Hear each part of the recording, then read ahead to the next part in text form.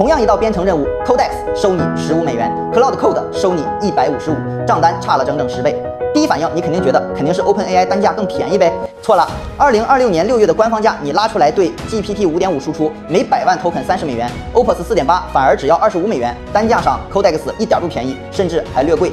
那这10倍差价，钱到底去哪了？我做 AI 编程这2年，2个工具天天换着用，今天这条视频就死磕着一个问题，把账算透了。你以后选哪个工具，定哪个套餐，心里就有底了。如果你正在选 AI 编程工具，被一堆哪个更牛的评测看花眼，这条视频是给你的。那这10倍差到底差在哪？说穿了就一个字：量。单价一样，但用量差了4倍多。同样一类复杂任务 ，Codex 大概烧150万 ，Token Cloud 要烧620万。Token 你粗略理解成 AI 独自写字的计费单位，读进去要钱，吐出来也要钱，烧的越多，账单越贵。那为什么 Cloud 要多烧4倍 Token？3件事：一是它话多，你让 GPT 5.5写代码，它闷头甩你一段能跑的 Opus， 写之前先跟你解释，反问你需求，写完还给你讲为什么这么写。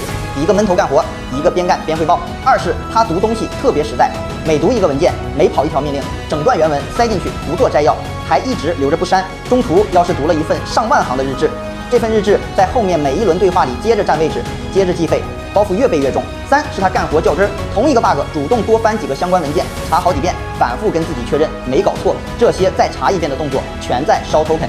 听到这儿，你是不是觉得那肯定选 Codex 啊，便宜还干净利落？先别急，把这3件事倒过来看一遍，味道完全变了。Cloud 多烧的那4倍 token 买的是俩字：彻底。正因为他读的全，查的细，想得多。在这类对比里，他抓到过一个 Codex 漏掉的隐藏 bug， 叫静态条件，平时根本测不出来，上线才冒头那种最难缠的 bug。还有一组盲评，把两边写的代码盖住名字比。67%的人觉得 Cloud 写的更干净，觉得 Codex 干净的只有25%。可奇怪的是，500多人的开发者调查，65%的人日常主力照样用 Codex。听着矛盾，其实一点都不矛盾。省 token 和写好代码压根不是两回事，是同一个取舍的两面。Codex 把钱省在少说废话 ，Cloud 把钱花在多查一遍，没有谁占便宜，是各花各的钱，各办各的事儿。所以怎么选，跟上不是谁更好，是按你的场景算账。日常迭代做原型，预算紧，往 Codex 走，省钱省事够用。复杂重构，生产级代码，容错卡着严，往 Cloud 走，多掏的钱买的是质量。说一句，这套按场景算账的判断思路，我没整理成自查表，让你自己琢磨。我整理成了一段直接粘贴的选型问诊提示词，再附上一张 Codex 对 Cloud Code 场景对照表，还有一份两边官方最新价目对照 ，GPT 5.5、Opus 4.8、Sonnet 4.6全档，外加一份省 token3件套实操清单，告诉你日常怎么写代码能让账单往下掉2到4成。把这一套粘进对话框，告诉 AI 你手头是什么活，它直接给你该选哪个，该定哪档，怎么用最省的判断。这些领了就能用的东西，我已经放到了汇集300多个 AI 大模型实战学习课件的公益付费 AI 社区，扫码即可无偿领取。跟着这一期走完，你能落地3件事。